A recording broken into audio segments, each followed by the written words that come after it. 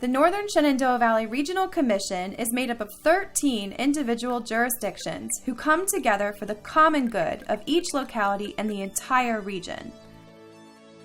We have very committed and dedicated membership from throughout the region, and we solve problems that are related to sometimes mandates that the state sends down or individual needs from the community. A wide range of expertise on staff makes it possible to support a variety of projects, both in individual localities as well as those that benefit the entire region. And people need affordable housing.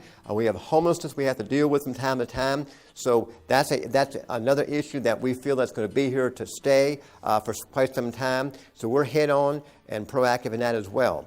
The Regional Commission has worked closely with the town of Strasburg on a variety of projects. Well, the Ash Street project, we have a drainage ditch that goes across Ash Street, and we had 2 large washouts from different rain events throughout in the past. I guess about 10 years ago was the latest one. Well, the commission really helped us out in that they took care of all the grant process. They also played a large role in project management. They took care of the bidding process with the contractor. They took care of the monthly progress meetings. So they were awarded a $405,000 grant from the Department of Housing and Community Development for street repairs, water and sewer repairs, and flood drainage facilities to improve them. It was an urgent needs grant. It was all through the Department of Housing and Community Development. We did it for $0 to the citizens, so we don't have a whole lot of capital money floating around out there for these projects. So that means a lot. That means we don't have to raise taxes. We don't have to raise water sewer rates. So that was definitely beneficial. The second part is we went in and we fixed this thing right. We took a small diameter culvert that was undersized and put 2 large 72 inchers in there that it should handle any future storm that we have.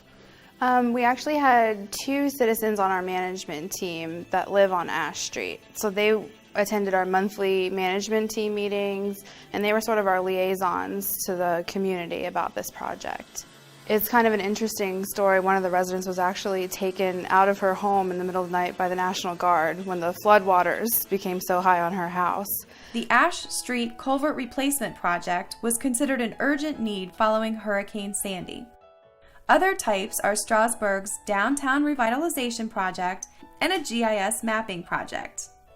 The big thing is natural resources. Natural resources is a big state and federal issue that we have to deal with, and each locality is dealing with what might be water, might be environmental, it might be pollution, so it's a wide realm of things that we as a commission deal with. From an environmental side, we've done a number of projects, including the MIF, or Minimum In-Stream Flow study of both the South Fork, the North Fork, and the main stem of the Shenandoah. Another project they've worked on is the Regional Solid Waste Plan, basically where they brought each of the individual localities together to work on a regional plan for recycling and solid waste management. Water resources and the future of growth in Northern Shenandoah Valley is going to be dictated by our ability to provide adequate infrastructure and resources to sustain life. By bringing regional partners together, the Regional Commission can help to pool resources and get the biggest bang for the buck. That's a good thing for everyone involved. Many successful greenways have tied their infrastructure into the downtown, and it's an exciting prospect when this type of tourism planning or recreation planning can tie the downtowns to the green space to the waterways as well, to the river. It's kind of linking historic and natural assets together, and that's what the valley is so known for. The Regional Commission helps localities meet state and federal mandates, such as Chesapeake Bay Total Maximum Daily Load Reduction requirements. There is something called the Watershed Implementation Plan, and that is, it spells out in each sector, in the agriculture sector, and wastewater sector, stormwater sector. By 2017, at least 50 or 60% of these strategies have to be in place. And so that's coming up soon. Another big document that we help prepare is the water supply plan. It produces a comprehensive assessment of existing water sources and uses. It makes projections for 2040. and then it determines where there are surpluses and deficits for meeting those projections. Originally, when the state started requiring them, you could do it on your own as an individual locality, or you could come together. And for localities as small as Warren, say Page, Shenandoah, it really makes sense to work together. All of us are dealing with state and federal mandates. We know that our structures, have issues. The roads are continually need upgrading. We all have got transportation issues. And when I talk about transportation, sometimes it can be rail, sometimes it can be bicycling. So it's a broad realm of things that we're dealing with. So that's something that we deal with constantly. Well, Millwood Avenue evolved over a number of years. It's an issue that Shenandoah University raised with us, actually back, I think, as far back as 1998. The university asked the city to eliminate the portion of Millwood Avenue that is adjacent to the university. The city of Winchester wanted a more attractive gateway along the Route 50 corridor, as well as a consolidation of the entrances to the Shenandoah University campus.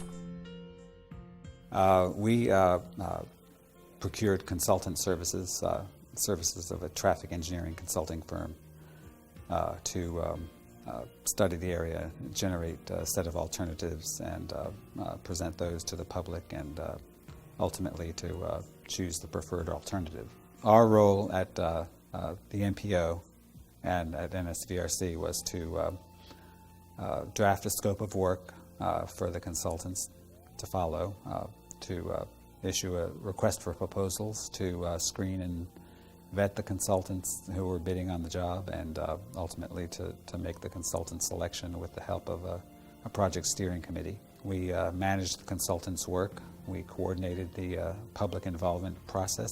Several key issues: safety, convenience, access, attractiveness of the area, and balance between motorized and non-motorized modes. As the result of the second public meeting, a preferred alternative was chosen among the six, which was ultimately implemented in late 2014. The area now is much more attractive than it was.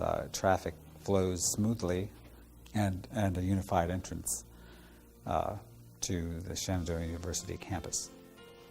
The Phase 1 work is all complete. In terms of the circulation, folks who were critical of the project initially, those who have expressed a subsequent opinion have said that they are pleased with the way it functions.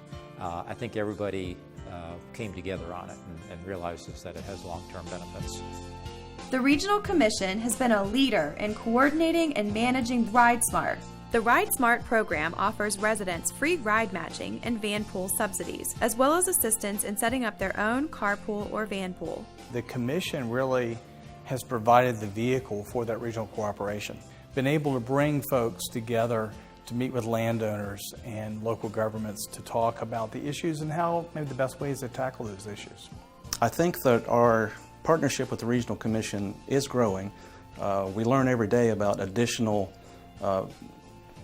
projects that they can work with us on. I think it brings some resources to the table that we don't have ourselves. A lot of those components are available from the Regional Commission, and we definitely appreciate that, and we utilize it. We're going to save megabucks, and those megabucks come from taxes. We can do things in-house here much more economical, and when the finished product is done, that respective locality is going to be a better place to live and raise your family.